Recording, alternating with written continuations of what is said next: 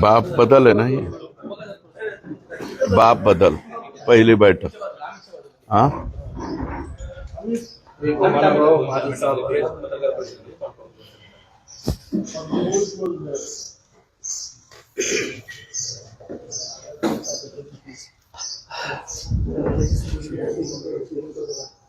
हे गठोड सोडून ठेवा राव.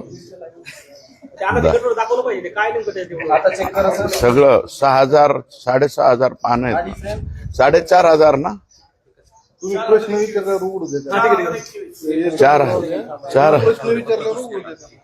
4,021 पाणी आहे. हे बाड एवढं चाळावं लागलंय ना.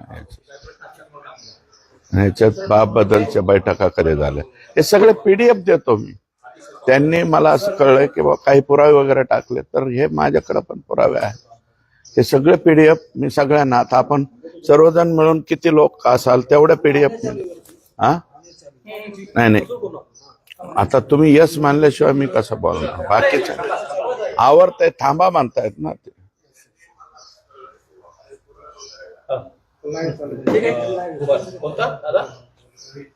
हे बाप क्रमांक 1 टाकलं की हा कागद बाजूला घे.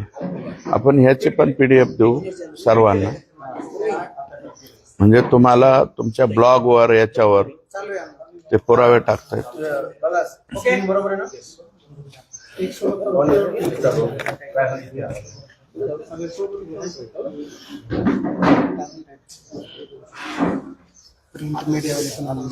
हो येऊ द्या ना. याच्यानंतर त्यांनी बोलवलंय तर चांगली गोष्ट आहे ना. तुम्ही पण आज पत्रकार परिषद बोलवली, तुमचं काय निवेदन असेल ते करा, त्यानंतर आम्ही यस. हे पहा, राज्य पुरस्कृत एकात्मिक कापूस, सोयाबीन आणि इतर गळीत धान्य उत्पादकता वाढ व मूल्य साखळी विकास योजना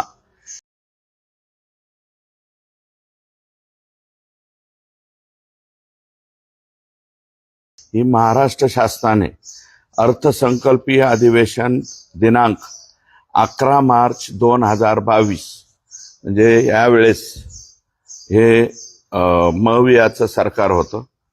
उपमुख्यमंत्री तथा वित्तमंत्री महाराष्ट्र राज्य यांनी या योजनेची घोषणा केली.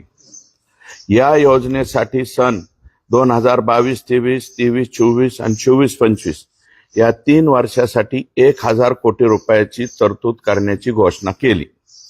त्यानुसार कृषी विभागाने विद्यापीठातील तज्ज्ञांच्या सहकार्याने मार्गदर्शक सूचना तयार केल्या. या योजनेत सोयाबीन व इतर गळीत, व्यवस्थित ऐका बरं, या योजनेत इतर गळीत धान्य आधारित पीक पद्धतीस चालना देऊन शेतकऱ्यांच्या उत्पादकतेमध्ये वाढ करणे, उत्पादकता वाढविणे, सोयाबीन व इतर गळीत धान्य पिकांच्या मूल्य साखळीत चालना देणे, काढणी पश्चात नुकसान टाळण्यासाठी साठवणूक सुविधा म्हणजे गोडाऊन वगैरे, साठवणूक सुविधा सायलो उपलब्ध करून देणे, नवीन तंत्रज्ञान शेतकऱ्यापर्यंत पोहोचविणे, दरातील चढ उतारापासून संरक्षण देण्यासाठी तारण योजने, शेतमाल तारण योजनेची सुविधा उपलब्ध करून देणे, विद्यापीठ, शासकीय संस्था, शेतकरी उत्पादक कंपन्या यांच्या मार्फत बीज उत्पादनाच्या पायाभूत सुविधा उपलब्ध करून देणे, प्रक्रिया व साठवणूक सुविधा उपलब्ध करून देणे, शेतकरी उत्पादक कंपन्यांच्या मूल्य साखळी बळकटीकरणासाठी अनुदान देणे, शेतकरी उत्पादक कंपन्यांना वायदे बाजाराशी जोडणे, वखार महामंडळाशी म्हणजे मी मागा म्हणल्यावर एकत्रित साठवणूक सुविधा निर्माण करणे, कारण दर कमी असताना खरोखरच साठवणूक जर केली तर त्याचा फायदा झाला असता. प्रक्रियाधारकांना योग्य दर्जाचा माल पुरविणे, प्रक्रियेमुळे मिळणाऱ्या मूल्यवर्धनाचा हिस्सा शेतकऱ्यांना मिळवून देणे हे या योजनेचे मुख्य उद्दिष्ट होते. उद्दिष्टाच्या बाबी कोणत्या कोणत्या ठरवल्या? पिकांची उत्पादकता वाढ व शेतकऱ्यांची क्षमता बांधणे, याच्यात प्रात्यक्षिक, शेतीशाळा, प्रशिक्षण, प्रचित्र भेटी, प्रचार प्रसिद्धी. याच्यामध्ये कापूस 256 कोटी आणि सोयाबीन आणि अन्य तेलबिया 294 कोटी, असे 550 कोटी रुपये. आणि बियाणे साखळे बळकटीकरण हे फक्त कृषी विद्यापीठाला वगैरे देण्यासाठी कापसाला 15 लाख, सोयाबीनला 35 लाख, असे 35 कोटी, 35 लाख आलं, 15 कोटी आणि 35 कोटी असे 50 कोटी.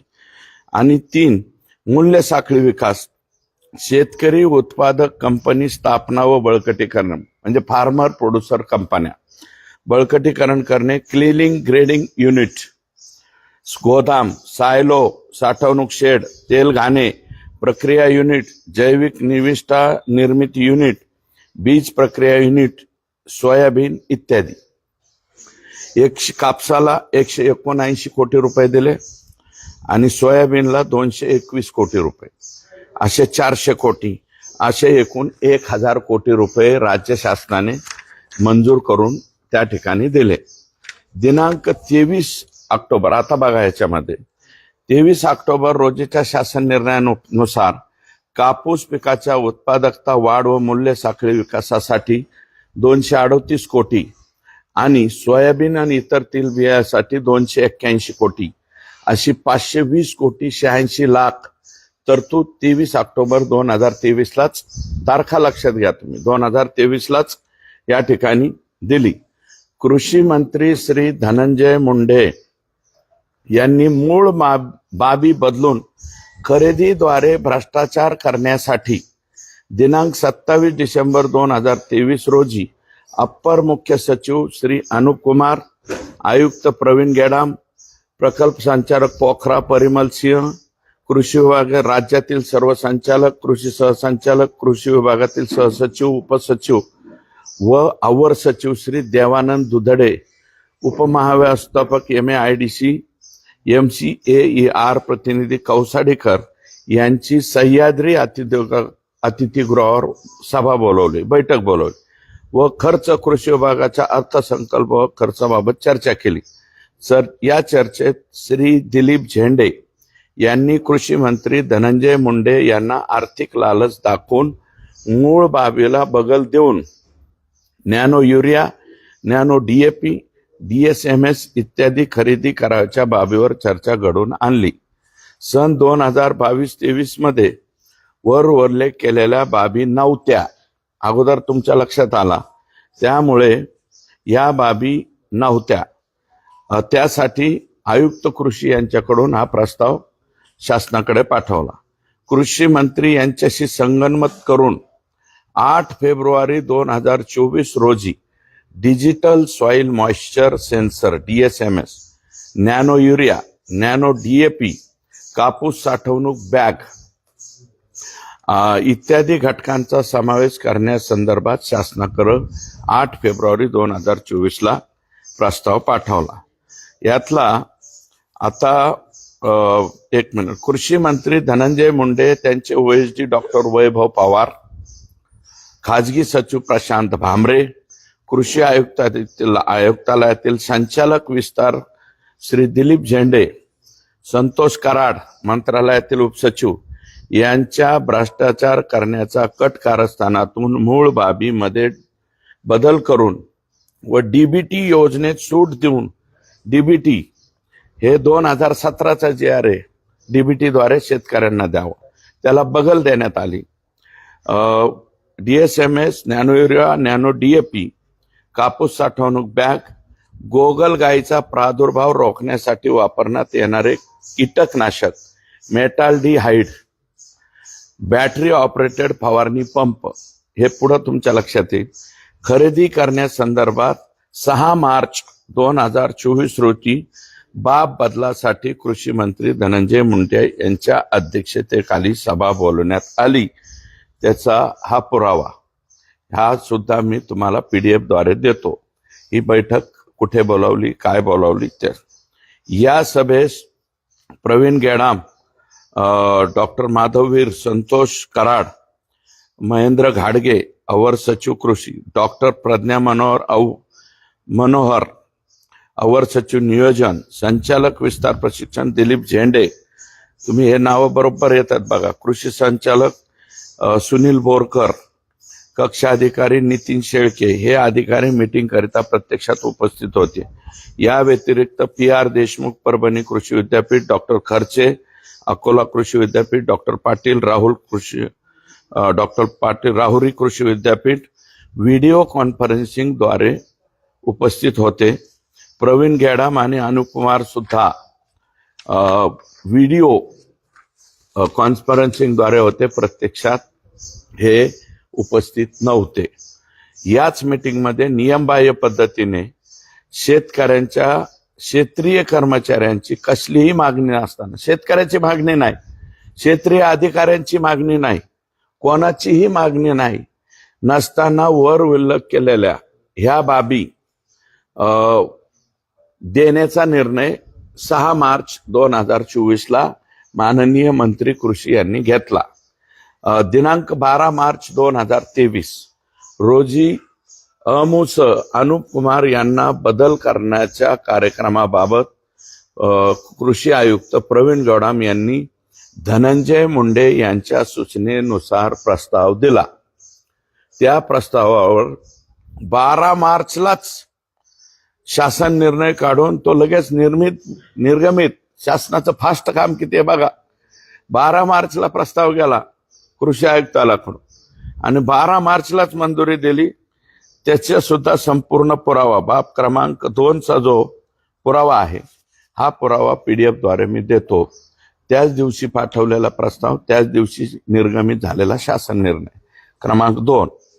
याच्यामध्ये कापूस म्हणजे बदल कसा केला बघा. डिजिटल सॉइल DSMS ला भौतिक ठरवलं 264, फक्त 10 लाख रुपये ठेवले म्हणजे हे विद्यापीठाला वगैरे द्यायला. कापूस नॅनो DAP बरं का, आणि हे कधी पात्या लागण्याची अवस्था आणि फुलोऱ्याची अवस्था हे कधी मार्च महिन्यात. सोयाबीन मार्च महिन्यात असते का, काय संबंध. तर ह्याला 11.50 लाख भौतिक आणि पैसे दिले 69 कोटी 169 करोड. कापूस नॅनो युरिया, कापूस पात्या लागण्याची अवस्था आणि फुलोऱ्याची अवस्था डिसेंबर मध्येच कापूस संपतो. हे मार्च मध्ये चाललेला उद्योग. 12 मार्च 11.50 लाख भौतिक ठरवलं, 25 कोटी 88 लाख दिले. आणि कापूस साठवणूक बॅग पहिली रक्कम किती होती, 172 कोटी. आता ही 172 कोटी कशी फिरवली बघा, कुणीकडून कुणीकडे फिरवली. कापूस साठवणूक बॅग 1250 रुपये प्रति बॅग आणि संख्या 6,18,032. 77 कोटी 25 लाख, एकूण 172 कोटी 23 लाख. हा आकडा या ठिकाणी बरोबर आणला. सोयाबीन आणि इतर तेलबिया, सोयाबीन मध्ये नॅनो DAP फुले सुरू होण्याची अवस्था 600 ते 500 प्रति पॅक. इथं 7,74,829 शेतकरी ठरवला गेला, 46 कोटी. सोयाबीन नॅनो युरिया, पहिला DAP नॅनो युरिया 7,74,000, 17 कोटी 43 लाख. मेटाल्डिहाइड कीटकनाशक गोगलगाईचा प्रादुर्भाव रोखण्यासाठी, ऍक्च्युअल हे घेऊ नका असं सुनील केंद्रेकरांनी पत्र पाठवलं होतं, ते पुढे मी दाखवतो. तर ते 2,50,000 शेतकरी ठरवले, 25 कोटी. आणि बॅटरी ऑपरेटेड फवारणी पंप, छोटी अवजारे, किट इत्यादी नॅनो युरिया DAP फवारणीसाठी 1,500 रुपये प्रति पंप, हे 5,39,000, 80 कोटी. हे 80 कोटी रुपये इकडे फिरवले. म्हणजे गोडाऊन गेलं, तुमचं कापसाचं काय, शेतकऱ्यांना प्रचार प्रसिद्धी, हे सगळं मातीत गेलं. हे फक्त खरेदीवर आलं. आणि ती सगळी खरेदी किती आहे, 342 कोटी. आयुक्त कृषी श्री प्रवीण गेडाम यांनी अमुस अनुप कुमार यांना पत्र क्रमांक 78 15 मार्च नुसार महाराष्ट्र कृषी विकास मंडळ व इतर खरेदी करायच्या बाबीमध्ये महाराष्ट्र शासनाने DBT धोरण स्वीकारल्यापासून शासकीय योजनामार्फत थेट खरेदी करण्याची मुभा देण्यात आलेली आहे, हे नमूद केलंय. प्रवीण गेडाम यांनी नमूद केलंय की हे DBT द्वारेच द्यावं लागेल. एवढं सगळं होऊन सुद्धा परंतु शासनाने मात्र म्हणजे यांनी सांगितलं नाही आम्ही सांगतो तेच हे करा. आणि 12/9/2017 एक शासन निर्णय की डीबीटी शिवाय शेतकऱ्यांची कुठलीही कसली खरेदी करून नये, परंतु वर उल्लेख केलेल्या बाबीमध्ये खरेदी करता येत नाही. हे कोणाचं आहे? माझं नाही, आयुक्त गेडाम साहेबांनी त्या ठिकाणी लिहिलेलं आहे. त्या शासन निर्णयाच्या अटीमध्ये हे बसत नाही, हे पण क्लिअर सांगितलं. तसेच महाराष्ट्र शासनाने वित्त विभागाचे परिपत्रक 18 मार्च 2017 ते पण देतो मी तुम्हाला PDF मध्ये. केवळ अनुदान व्यपगत होऊ नये म्हणून सो अँड सो केलं आणि खरेदीच्या प्रस्तावांना या 15 फेब्रुवारीला यांनी सांगितलं या खरेदीच्या प्रस्तावांना मंजुरी देऊ नये असं क्लिअर कट या ठिकाणी म्हणलंय. असा स्पष्टपणे उल्लेख केलेला असतानाही उपसचिव संतोष कराड यांनी शासनाचे पत्र क्रमांक 20/22/39 भाग 1 4 16 मार्च 2024 रोजीच्या पत्रानुसार माननीय मुख्यमंत्री यांनी दिलेल्या मान्यतेनुसार, म्हणजे मुख्यमंत्र्यांची सुद्धा 12 मार्चला इकडे GR काढला की 16ला लगेच जाऊन गडबडीमध्ये सही घेतली. ऍक्च्युअल मुख्यचा पुरावा माझ्याकडे आहे 16 मार्च 2024चा, हे सुद्धा PDF द्वारे तुम्हाला देतो.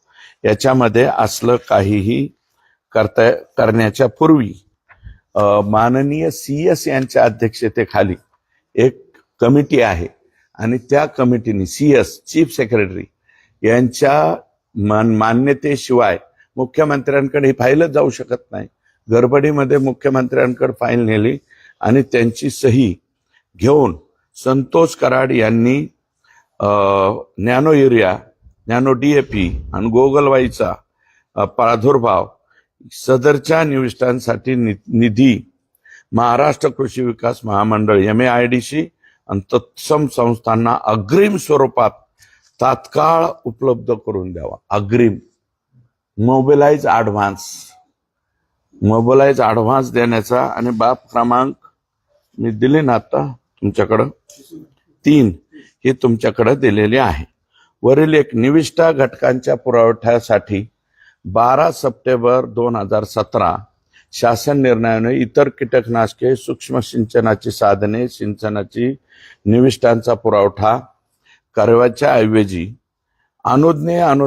अनुदानाची रक्कम बँक खात्यात रोख जमा करण्याचा शासन निर्णयातील तरतुदी सूट देण्यात येत आहे अशी ऑर्डर त्या ठिकाणी काढली.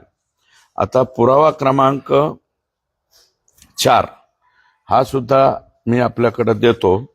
याच्यामध्ये काय म्हणलंय की 14 फेब्रुवारी 2024च्या खरेदीबाबतच्या तरतुदीस सूट देण्यात येत आहे, परंतु नियोजन विभागाच्या 12/4/2018 नुसार DBT मधून सूट मिळवण्यासाठी मुख्य सचिव यांच्या अध्यक्षतेखाली छाननी समिती स्थापन करून, जर सूट द्यायची असेल स्थापन करून, त्यांच्या निर्देशानुसार DBT मधून सूट मिळवण्याकरता माननीय मुख्यमंत्री यांची परवानगी आवश्यक असताना देखील अशा प्रकारची परवानगी घेण्यात आलेली नाही. माननीय मुख्यमंत्र्यांच्या हे पण तुम्हाला मी देतो. CS यांची परवानगी घ्यायला पाहिजे होती, ती परवानगी घेतलेली नाही. डायरेक्ट CM साहेबांची सही आली. पुरावा क्रमांक 5 अग्रिम मागणी केलेली. यांनी कितीला केली? 121 कोटीची मागणी केली MAIDC. 121 कोटीची निधी मागणारं पत्र कधी दिलंय? 15 मार्चलाच बरं का. आणि लगेच 15 मार्चला अग्रिम देण्याचे आदेश सुद्धा काढले. देवानंद दुधडे विकास महामंडळाचे. त्याच्यानंतर सन 23-24च्या परत किती पैसे मागितले? 28 मार्चला पैसे मागितले, 31 मार्चला लगेच दिले. 143 कोटी रुपये अग्रिम कृषी आयुक्तालयाकडील मंजुरी आदेश दिनांक 31 मार्च. पैसे कधी दिलेत? 28 मार्चला मागितले, 31 मार्चला देऊन टाकले. लगेच पैसे देऊन टाकले. दिनांक 20 ऑगस्ट 2024 रोजी तत्कालीन कृषी मंत्री धनंजय मुंडे यांच्या अध्यक्षतेखाली मंत्रालय मुंबई येथे कापूस सोयाबीन ही जी बैठक झाली होती, या बैठक संपन्न झाली. जयश्री भोज सचिव कृषी, आता सचिव बदलले, वी राधा बदलल्या, गेडाम साहेब बदलले, अनुप कुमार बदलले, रवींद्र बिनवडे बदलले. म्हणजे जे जे अधिकारी यांना आडवं पडेल त्याला लगेच बाजूला काढला. संतोष कराड उपसचिव, यातले काही काही नावं वारंवार येत आहेत. उपसचिव कृषी विनय कुमार आवटे, संचालक कृषी महेंद्र घाडगे, हे मंत्रालयातील कृषी मंत्री यांच्या समवेत व्हिडिओ कॉन्फरन्सद्वारे रवींद्र बिनवडे, सहसंचालक विस्तार सुनील बोरकर, राहुरी, अकोला, परभणी, हे सगळे उपस्थित होते. 300 कोटी, या सभेमध्ये 300 कोटीपेक्षा जास्त निधीची आवश्यकता असल्याने कृषी मंत्री धनंजय मुंडे यांनी 10 ऑक्टोबर 2024च्या 100% अनुदानावर थेट वितरित करण्याकरता 13 सप्टेंबर 2024 रोजी 331 कोटी रुपयांचा प्रस्ताव संचालक विस्तार विनय आवटे यांनी सादर केला. श्रीमती प्रतिभा पाटील उपसचिव यांनी 500 कोटी रुपये अतिरिक्त निधी देण्याच्या मान्यतेस निर्णय शासन निर्णयाद्वारे जाहीर केला आणि दोनही अग्रिम रक्कम 264 कोटी 93 लाख अग्रिम देण्यात आलेला आहे. कोणाला? महाराष्ट्र कृषी उद्योग विकास महामंडळाला. त्याच्यानंतर बाब क्रमांक 7 हा 5वा पुरावा माझ्याकडे आहे अग्रिमचा. 6वा पुरावा सुद्धा आहे. PDF देतो डिटेल, म्हणजे ह्या तारखेला मागितलं की ह्या तारखेला, म्हणजे आज अर्ज न उद्या कर्ज. काही बँकांची जाहिरात असते ना, आज अर्ज उद्या कर्ज किंवा 2 तासात कर्ज. काही काही ऑनलाईन सुद्धा कर्ज देतात. त्याच्यापेक्षा सुद्धा महाभयंकर प्रकार आहे. 28 तारखेला ऍडव्हान्स मागायचा द्यायचं. मोबिलाइज ऍडव्हान्स 1995 साली मला वाटतं कृष्णा कोरे महामंडळामध्ये मोबिलाइज ऍडव्हान्स वरून प्रचंड मोठं राजकारण झालं होतं. हे मोबिलाइज ऍडव्हान्स परत माननीय धनंजय मुंडे साहेबांनी आज अर्ज उद्या कर्ज या स्वरूपाने या ठिकाणी दिलाय. आणि त्यात काय काय चुका करून ठेवल्या ते मी पुढं या ठिकाणी आपल्याला सांगतो. महाराष्ट्र राज्य यंत्रमाग महामंडळ मर्यादित यांनी देखील 77 कोटी 45 लाख रुपयाची आवश्यकता असल्याचे पत्र कृषी विभागाला दिले 16 मार्चला. कृषी आयुक्तांनी 31 मार्चला लगेच निर्गमित करून टाकले. 28 मार्चला 16 मार्चचा GR बॅगा द्यायच्यात ना, बॅग 6 बांधाची बॅग 577 ला पुढे येईल. तर त्याचा 77 कोटी रुपयाचा 31 मार्चलाच पैसे ऍडव्हान्स या ठिकाणी दिले. तुम्ही बघा ना, मग ह्याचं टेंडर कधी झालं, काय झालं ते पण पुढच्या बाबी. बॅटरी ऑपरेटर स्प्रे पंप, बाजारात या पंपाची किंमत 1500 रुपये महत्तम, परंतु महामंडळाने 3425 रुपये आणि 60 पैसे किंमत लावलेले आहे. म्हणजे या बाबीमध्ये 45 कोटीचा भ्रष्टाचार झालेला आहे. हा जो काही पुरावा क्रमांक 7 आहे तो पण मी आपल्याला या ठिकाणी देतो PDFच्या माध्यमातून.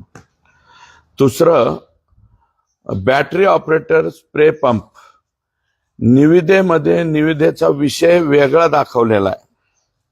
ही निविदेचा कागद. याच्यात काय दाखवलं? फक्त वरती कृषी गोडाऊन वगैरे ब्रँड असं नाव लिहिलं. टेंडरमध्ये ह्या बाबी टाकल्याच नाही, ह्या बाबी फार खाली टाकल्या. म्हणजे टेंडर काढताना सुद्धा अतिशय डोक्याने टेंडर काढलेला आहे. त्याचा पुरावा हा माझ्याकडे आहे. या टेंडरमध्ये नॅनो युरिया बॅग किंवा काही असा काही समावेश नाही. हे टेंडर काढताना सुद्धा कोणालाही काही कळू नये अशा पद्धतीचं हे टेंडर काढलेलं आहे. ठराविक लोकांना MAIDC ते चालवणारे अधिकारी, कृषी विभागातले काही ठराविक अधिकारी ज्यांच्या पोस्टिंगच्या आकडे मी तुम्हाला सांगतो, तुमचं डोकं चक्रावून जाईल, महाराष्ट्राचं सुद्धा डोकं चक्रावून जाईल, अशा प्रकारची प्रयत्न केला आहे. वेगळा विषय देऊन महाराष्ट्राची दिशाभूल करण्याचा प्रयत्न केलेला आहे. आणि factory premises and manufacturing agriculture institute under कृषी उद्योग ब्रँड असं टायटल दिलं आणि त्याची दिशाभूल करून टाकली. टायटल काय दिलं हे सुद्धा PDF तुम्हाला देतो मी. हे तुमच्या पूर्ण वाचल्याच्या नंतर लक्षात येईल, तमाम महाराष्ट्राच्या लक्षात येईल. कृषी मंत्री धनंजय मुंडे यांनी निविष्ठा खरेदीची बाब बदल करून एकूण MAIDC साठी 264 कोटी आणि यंत्रमाग महामंडळाकरता 77 कोटी असा एकूण 342 कोटी 19 लाखाचा निधी या ठिकाणी दिला. आता ही खरेदी, या खरेदीमध्ये नॅनो युरिया 112 रुपये प्रति किलो 500 मिली पॅक होता. घेताना किती घेतलाय? 220 रुपयांनी. म्हणजे याच्यात 21 कोटी 26 लाखाचा भ्रष्टाचार. हे डायरेक्ट पैसे बाजूला निघाले. 21 कोटी 26 लाख. 2 नॅनो DAP 300 रुपये प्रति 500 मिली पॅक बाजारात मिळतो. यांनी घेतलाय किती? 590 रुपये. म्हणजे 300 रुपये आणि 590 म्हणजे किती झाला? 10 रुपये कमी डबल. 10 रुपये कमी डबल. याच्यामध्ये 56 कोटी 76 लाख रुपयाचं अलगत बाजूला काढले गेले. बॅटरीचे कम हात चलाकीत संचलित स्प्रे पंप 1500 रुपयाला पाहिजे होता, हा घेतलाय 3425 रुपयाला. आणि 45 कोटी 53 लाख रुपये इथेही बाजूला काढले. मेटाल्डिहाइड 480 रुपयाला प्रति किलो आहे बाजारात. घेतलंय किती? 1275 प्रति किलो. 480 ची वस्तू केवढ्याला? 1275. याच्यात 15 कोटी 68 लाख. 139 कोटी 23 लाख अलगत बाजूला या ठिकाणी काढले गेले माननीय धनंजय मुंडे साहेब यांच्या नेतृत्वाखाली. त्याच्यानंतर कापूस साठवणूक बॅग 577 ला प्रति बॅग 6 बेल्ट असलेली मिळते बाजारात. आणि त्याचे जे नागपूरचे विक्रेते आहेत त्यांनी तशा प्रकारची तक्रार दिली की मी 6 बेल्ट असलेली बॅग, कारण कापूस जर बॅग मध्ये भरायचा म्हणल्यावर इकडून पॅकिंग पाहिजे ना, ती केवढ्याला मिळते बाजारात? 577 रुपये. आदरणीय धनंजय मुंडे साहेब यांनी ती केवढ्याला घेतली? 1250 प्रति बॅग. एक बेल्ट असलेली. किती बेल्ट आहे? एक बेल्ट. याच्यात 41 कोटी 59 लाख रुपये अलगद बाहेर काढले. ह्या सगळ्याची बेरीज केली तर 180 कोटी 83 लाख रुपये माननीय धनंजय मुंडे साहेब आणि त्यांच्या चमूने या ठिकाणी बाहेर काढले. आता पुढचं वाचू का? 1-2च पानं राहिले. नॅनो DAP म्हणजे आता तेच आहे हे 1250. भ्रष्टाचारास विरोध केल्यामुळे तत्कालीन अमुस अनुप कुमार, प्रधान सचिव व्ही राधा, प्रवीण गेडाम, रवींद्र बिनवडे यांच्या तडकाफडकी बदल्या करण्यात आल्या. अनुप कुमार यांचे बदलीची सामान्य प्रशासन विभागाकडील नसती पाहिल्यास त्यांची बदली तत्कालीन कृषी मंत्री धनंजय मुंडे यांच्या तक्रारीवरून झाल्याचे ॲग्रोवनने लिहिलेले आहे. ॲग्रोवनला हा घोटाळा आलेला आहे. धनंजय मुंडे यांचे खाजगी सचिव प्रशांत भामरे, खरेदी प्रक्रिया सांभाळणारे डॉक्टर वैभव पवार, कृषी विभागाचे संचालक दिलीप झेंडे, त्यांचे तत्कालीन संचालक विस्तार व गुण नियंत्रण विकास षण्मुख पाटील, मंत्री कृषी यांनी मोठ्या प्रमाणात मोबदला मिळवून देण्यासाठी तत्पर असणारे तत्कालीन कृषी सहसंचालक पुणे श्री रफिक नाईकवाडी हा सुद्धा यातला मेन ऍक्टर आहे. हे जे ऍक्टरच्या वरचे नाव आहे ना, म्हणजे ह्यात कोण अमिताभ बच्चन, कोण विनोद खन्ना, कोण धर्मेंद्र, कोण शशी कपूर, हे असे, यातला रफिक नाईकवाडी सुद्धा मोठा लट ऍक्टर आहे, ज्यांनी भ्रष्टाचाराचा पॅटर्न धनंजय मुंडे आणि त्यांच्या कार्यालयातील भामरे आजही धनंजय मुंडेंबरोबर काम करतात. आणि पवार म्हणजे डॉक्टर वैभव पवार यांचे OSD, आताही मला वाटतं धनंजय मुंडे यांचे OSD आहेत. भामरे त्यांचे PS आहेत. समजावून सांगितला, या भ्रष्टाचाराच्या कार्यक्रमासाठी MAIDC doctor Mahesh Gondavale, MAIDC चे सुरेश सोनवणे, महेंद्र धांडे, सुजित पाटील, देवानंद दुधडे, महाराष्ट्र राज्य श्रीकृष्ण पवार, उपलेखापाल यांनी भ्रष्टाचारासाठी स्वतःचे 20% भागीदारी, ह्या सगळ्यांची 20% आणि 80% रक्कम श्री धनंजय मुंडे कृषी मंत्री यांना वाटप करून दिली. हे उघडपणे या ठिकाणी या चमूने फक्त सर्व कागदपत्रे रंगविलेले आहेत. ही सर्व कागदपत्रे ही भ्रष्टाचार लपविण्यासाठी बनवलेली आहेत.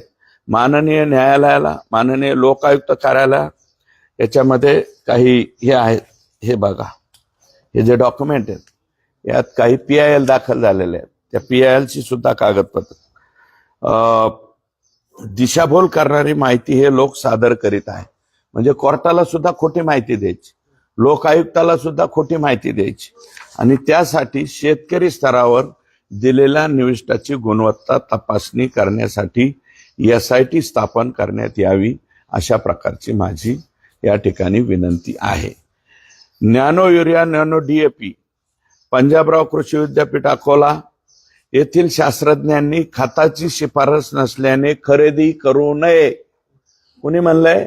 पंजाबराव देशमुख कृषी विद्यापीठाच्या कुलगुरूंनी पत्र पाठवले, खताची शिफारस नसल्याने खरेदी करू नये असा सल्ला दिलेला होता.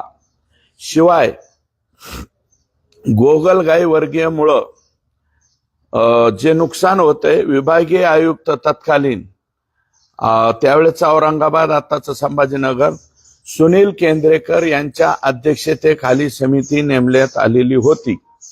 या समितीमध्ये नेहरकर, झवर, पटाईत व सर्व शासन परभणी कृषी विद्यापीठाचे आणि विभागीय कृषी संचालक छत्रपती संभाजीनगर, लातूर आणि सुनील केंद्रेकर विभागीय आयुक्त छत्रपती संभाजीनगर यांनी अहवाल दिला होता की गोगलगाईच्या नियंत्रणासाठी रासायनिक कीटकनाशकांचा वापर करू नये. कोणी दिलाय? सुनील केंद्रेकर हे आयुष्यभर नीट अँड क्लीन राहिलेले अधिकारी आहेत. त्यांनी काय अहवाल दिलाय? गोगलगाईसाठी हे कीटकनाशक वापरू नका, कारण त्यामुळं उपयुक्त म्हणजे मित्र किडे जे आहे, उपयुक्त कीटकाचा व त्यावर असलेले पक्षी, छोटे प्राणी यांच्यावर विपरीत परिणाम होऊ शकतो. तसेच शेळी, पक्षी, जनावरे इत्यादींना चुकून हे खाल्ल्यास त्यांचा मृत्यू होऊ शकतो. म्हणून मेटाल्डिहाइड ऐवजी प्रतिबंधात्मक, नियंत्रणात्मक उपाय व जैविक व्यवस्थापन असे सुचवूनही तत्कालीन कृषी मंत्री धनंजय मुंडे व त्यांच्या भ्रष्टाचारात सहभागी असणाऱ्या वर नमूद केलेल्या अधिकाऱ्यांनी त्यांचा सल्ला डावलून खरेदी करण्याबाबतचा आग्रह धरला. म्हणजे बघा, दोन, अकोला म्हणते, परभणी कृषी विद्यापीठ म्हणते, आणि विशेषतः सुनील केंद्रेकर साहेबासारखा अधिकारी म्हणतो की हे करू नका. त्याच्यात पुरा आता लॅब तपासणीसाठीचा हा निर्णय आहे. भारत म्हणजे वाईट ह्याचं वाटतंय, भारत देशात या तपासणीकरिता म्हणजे हे जे साहित्य वापरायचे फक्त 13 प्रयोगशाळा उपलब्ध आहे. परंतु कृषी विभागाने नॅनो युरिया, नॅनो DAP खरेदी केलेलं एकही नमुना न काढता, एकही नमुना न तपासता नॅनो युरिया, नॅनो DAP चांगल्या प्रतीचे असल्याने तत्कालीन कृषी मंत्री धनंजय मुंडे यांच्या सूत्रावरून जिल्हा स्तरावरून तसे प्रमाणपत्र देऊन हा भ्रष्टाचार लपविण्याचा प्रयत्न केला. वाईट याचं वाटतं, इतको मोठी कंपनी आहे, आपल्याला केंद्र सरकारने केंद्र सरकारला यांनी पत्र पाठवलंय, राज्य सरकारने. हे पत्रच माझ्याकडे आहे. 7 ऑक्टोबर 2024 केंद्र सरकारने त्याच्या आधी 29 आता 7 ऑक्टोबरला लिहिलं नाही, 7/11ला पत्र लिहिलंय. त्याच्या आधी केंद्र सरकारने 29 ऑक्टोबर 2024ला ज्या 13 लॅब आहेत त्यातली आपल्या वाट्याला कोणती लॅब दिली? Institute of nano science and technology Mohali, Punjab. इकडून तुम्ही कोणतेही प्रमाणित करून घ्या. म्हणजे हे नॅनो युरिया, नॅनो DAP कुठं पाठवायला पाहिजे होते? मोहालीला पाठवायचे. मोहालीला पाठवण्याची तसदी घेतली नाही, फक्त पत्र कृषी विभागाने 7/11ला पाठवलंय. आणि परत यांनी पाठवलंय 18/11/2024ला केंद्र सरकारने यांना institute of nano science technology sector 81 Mohali Punjab हे परत पाठवलंय. या पत्राचा सुद्धा PDF मध्ये मी आपल्याला उल्लेख करून. वाईट याचं वाटतं, इफ्को मोठी कंपनी आहे.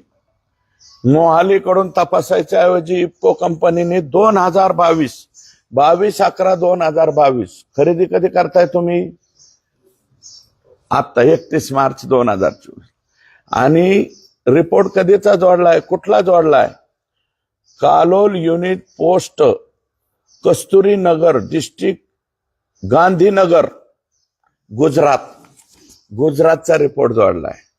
गुजरातचा रिपोर्ट जोडण्याचं काय कारण आहे? तुम्हाला मोहाली पंजाब जर इन्स्टिट्यूट दिली असेल, हे सगळ्या 13 इन्स्टिट्यूट केंद्र सरकारने ठरवलेलं आहे.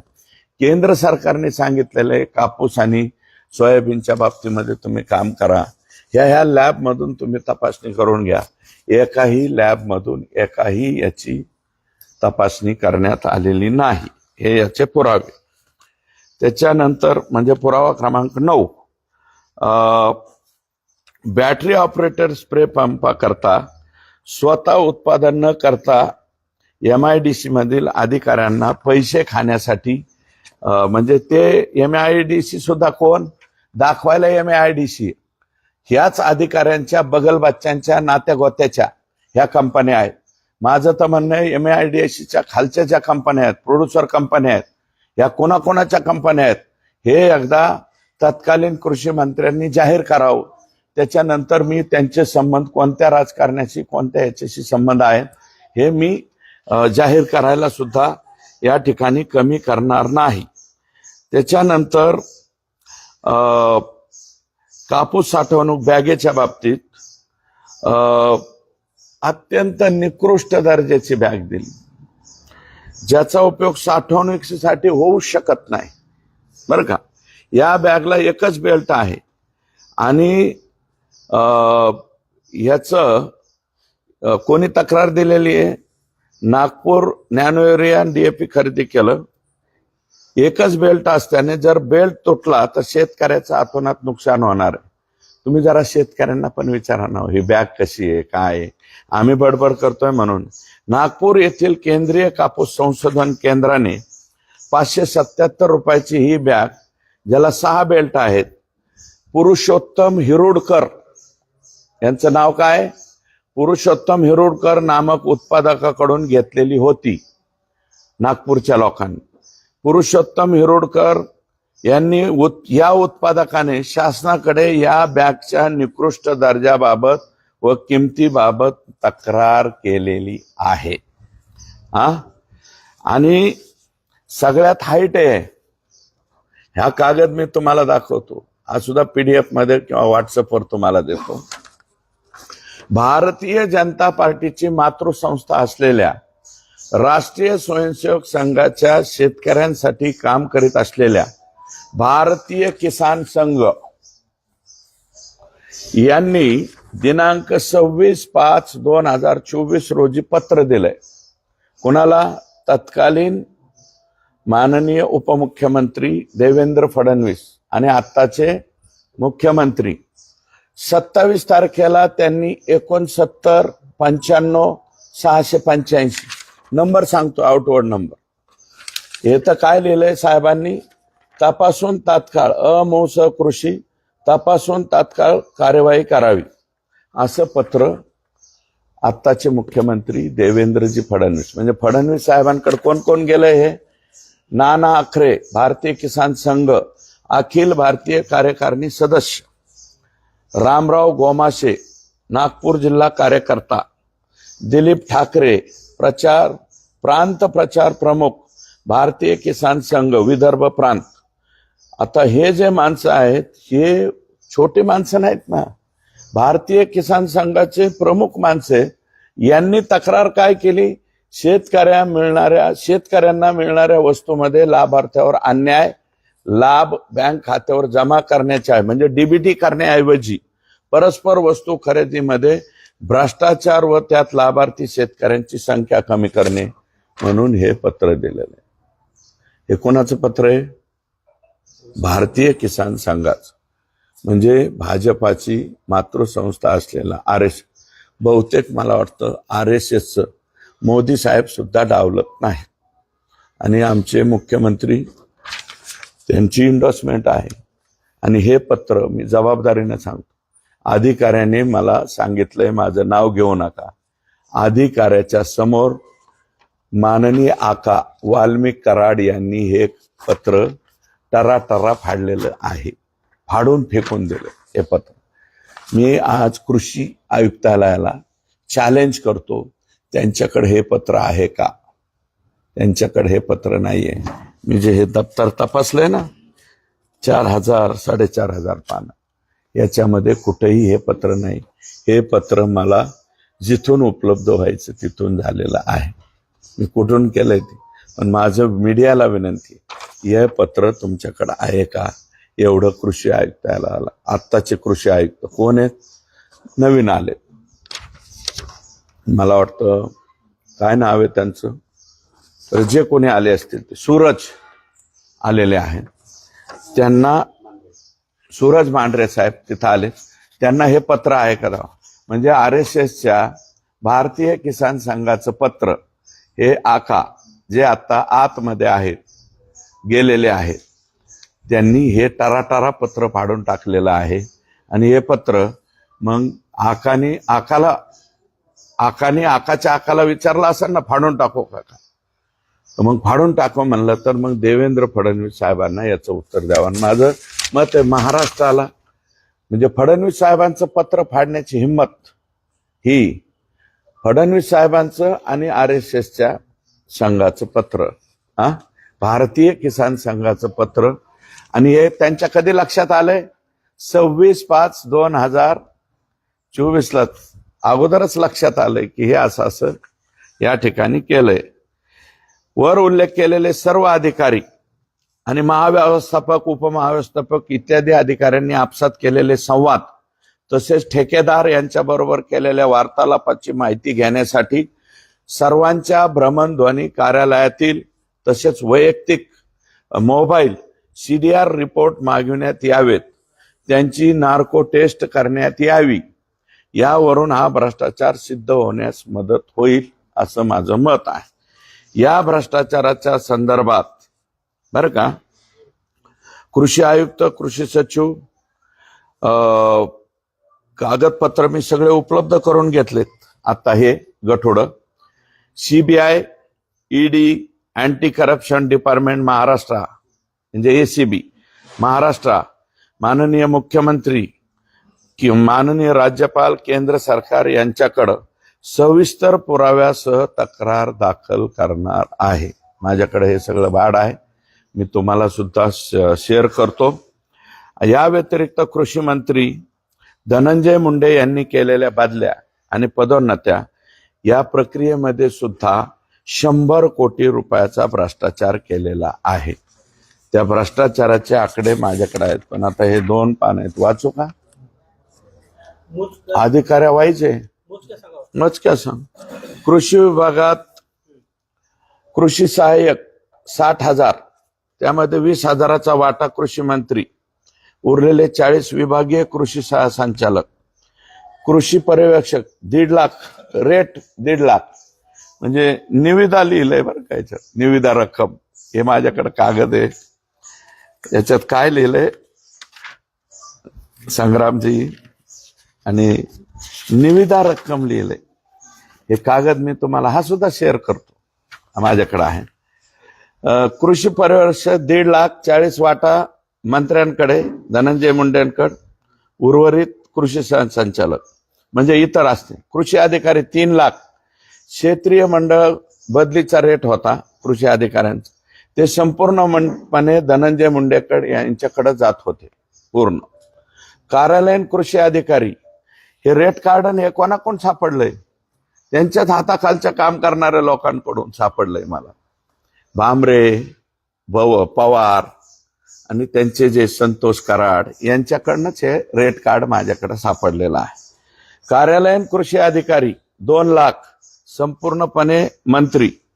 तालुका कृषी अधिकारी 5 लाख संपूर्णपणे धनंजय मुंडे. कार्यालयीन तंत्र अधिकारी, मी हे खोटं बोलत नाही, हे तुम्ही जाऊन काही अधिकाऱ्याला आणि कर्मचाऱ्याला सुद्धा विचारा. 4 लाख तंत्र अधिकारी धनंजय मुंडेकडे यांच्याकडे जात. उपविभागीय कृषी अधिकारी 7 लाख टोटल मंत्री. कृषी उपसंचालक 5 लाख डायरेक्ट मंत्री. जिल्हा अधीक्षक कृषी अधिकारी 9 लाख कमीत कमी आणि जास्तीत जास्त 30 लाख.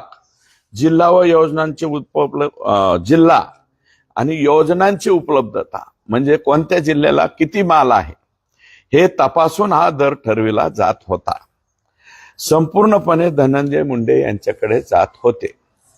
विभागीय कृषी संचालक ठाणे विभागाकरिता, हे जरा त्यांचे प्रेमाचे आहेत बरं का, कोण होते ते नाव आहे माझ्याकडे, ते नाव बी तुम्हाला मी शिडी देतो. 80 लाख ठाणे विभागाकरता. पुणे आणि नाशिक, कोल्हापूर आणि छत्रपती संभाजीनगर 60 लाख. अमरावती विभाग 40 लाख. नागपूर विभाग 40 लाख. संपूर्ण वाटा कृषी मंत्री यांच्याकडे जात होता. संचालक पदाकरिता संचालक निविष्ठा व गुण नियंत्रण सगळ्यात जास्त काय आहे, टेस्टिंग जिथे आहे ना तिथं माल जास्त काढण्यात आलेला आहे.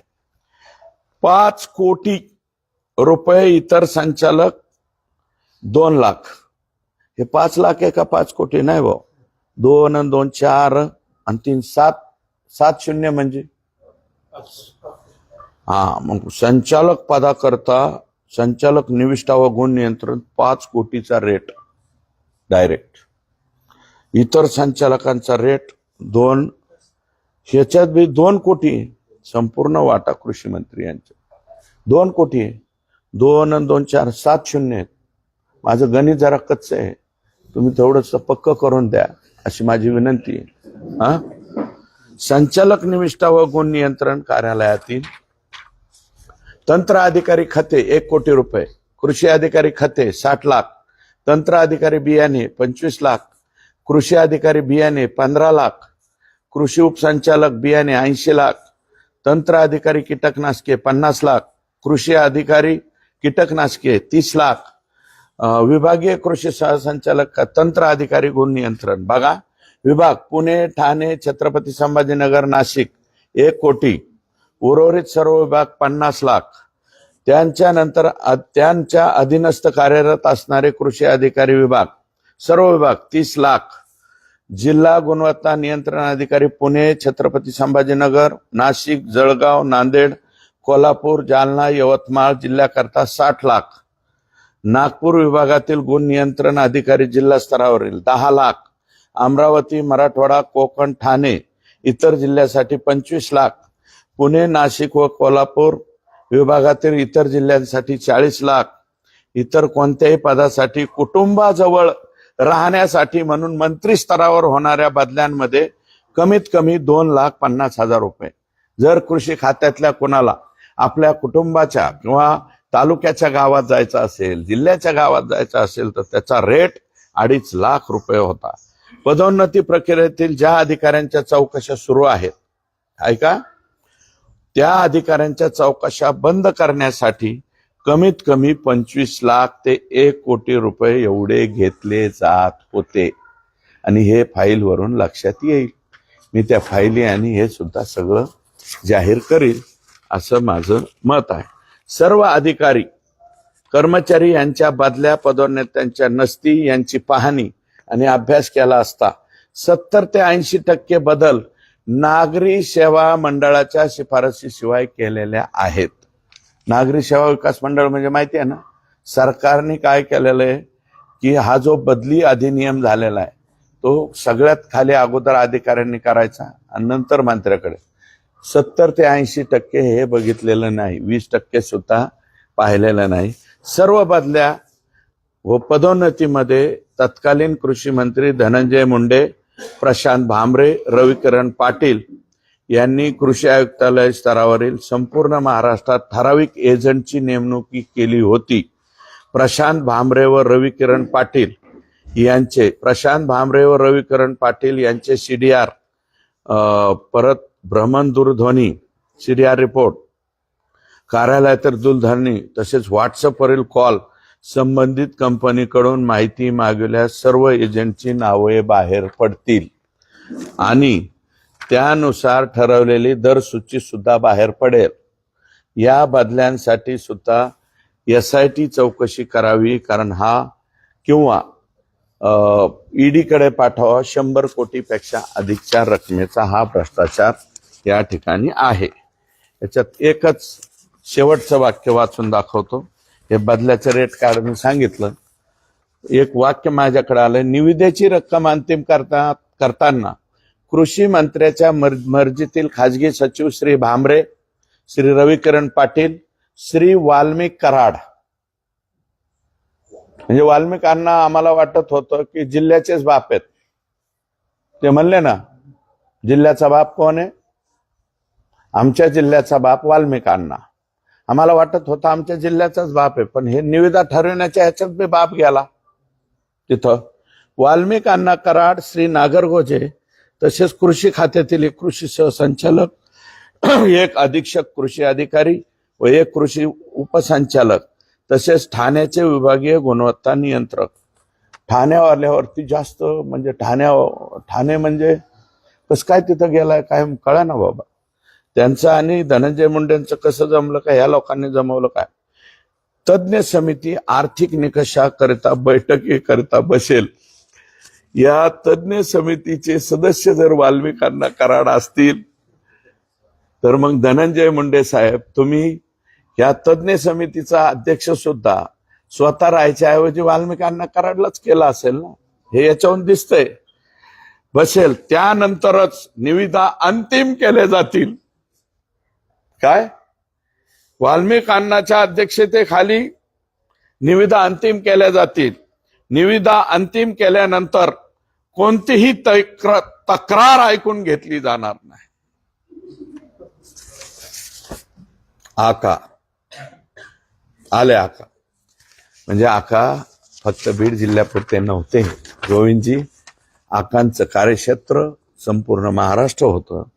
तेव्हा माझी विनंती आहे की माननीय धनंजय मुंडे साहेब, तुम्ही त्या माय माऊली कोण आहेत त्या दमानिया ताई, त्यांना दमानिया म्हणता, अजून काय काय म्हणता, अर्धवट डोकं, अर्धवट, हे पूर्ण डोकं वापरून मी हे केलं.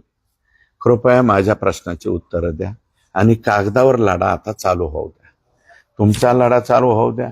माझ्यावरती तुम्हाला कोणता खटला दाखल करायचा आहे बदनामीकारकचा, तो खटला तुम्ही दाखल करा. बदनामीचा 100 कोटीचा करा, 200 कोटीचा करा. माझ्याजवळ तर एवढं नाहीये काही, परंतु जेवढा करायचा आहे तेवढा करा. मी ह्याच्यात माघार घेत नाही बरं का. आणि तुम्ही अंजली दमानिया ताईंनी मला वाटतं हे सगळं सांगितलेलं आहे, फक्त त्यांना याचे डिटेल्स माझ्याकडे जेवढे आलेले तेवढे डिटेल्स नव्हते. हे एवढं माझं झालं. आता तुम्हाला काय विचारायचं असलं तर विचारा.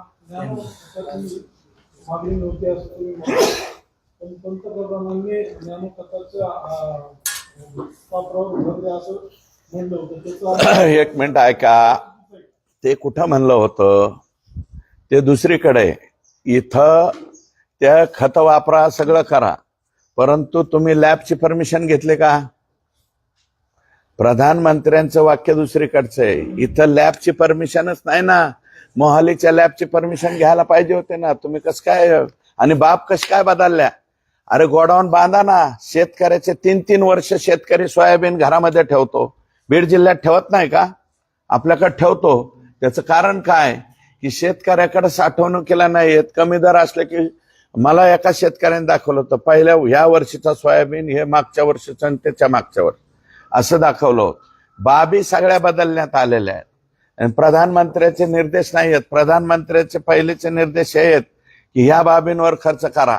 ह्या बाबी सगळ्या बदललेल्या आहेत. हा पुढं तुम्ही हे जे आता सगळं मांडलंय हे कागदावरती आहेच, पण मग याची तुम्ही पुढे तक्रार केली का करणार आहात? आत्ताशी डॉक्युमेंट मला मागून घ्यायला 2 आठवडे लागले. डॉक्युमेंट मागून आता मी सांगितलं ना, सीबीआय, ईडी, राज्याची एसीबी, त्याच्यानंतर मुख्यमंत्री महोदयांशी बोलेल मी. आणखी कोणती एजन्सी त्याच्याकडे मुख्यमंत्र्यांकडे तक्रार करेल. आणि मुख्यमंत्र्यांचंच पत्र फाडलंय ना, कुठं आहे? मुख्यमंत्र्यांचंच पत्र फाडलंय ना. मी मुख्यमंत्र्यांना दाखवतो ना, साहेब हे तुमचं, मुख्यमंत्र्याचं नाही, राष्ट्रीय स्वयंसेवक संघाचे जे भारतीय किसान संघ आहे बरं का, ही संलग्न आहे ना RSS, यांचं पत्र फाडलंय ना. मग आता काय करायचं ते तुम्हीच निर्णय घ्या ना, आम्हाला काय करायचं.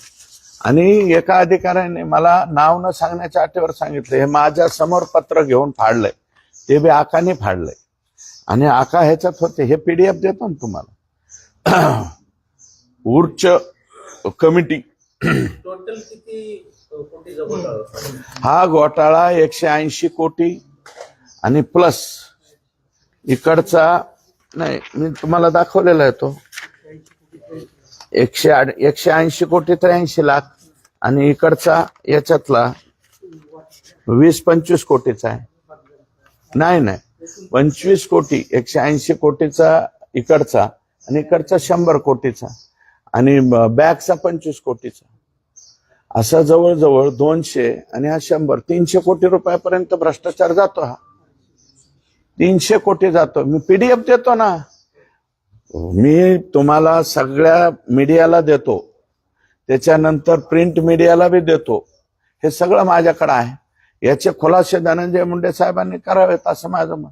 आणि त्यांनी म्हणले ना, अंजलीताई दमानियांवरती हे दाखल करतो, त्याच्याऐवजी माझं म्हणणं आहे माझ्यावरती खटला दाखल करा. त्या खटल्याला सामोरं जायची माझी तयारी आहे.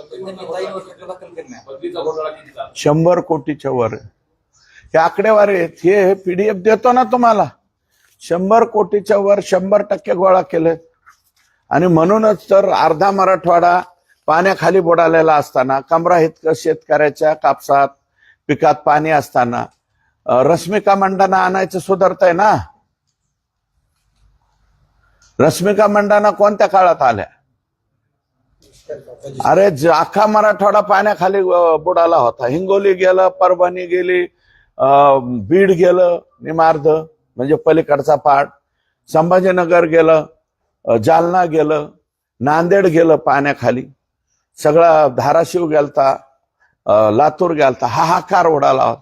या हाहाकाराच्या काळात तुम्ही रश्मिका मंडानांना आणू नये असं माझं मत नाही, पण कोणत्या काळात आणता? कृषी मंत्री महोदय, तुमचं स्वतःचं लक्ष कुठं होतं?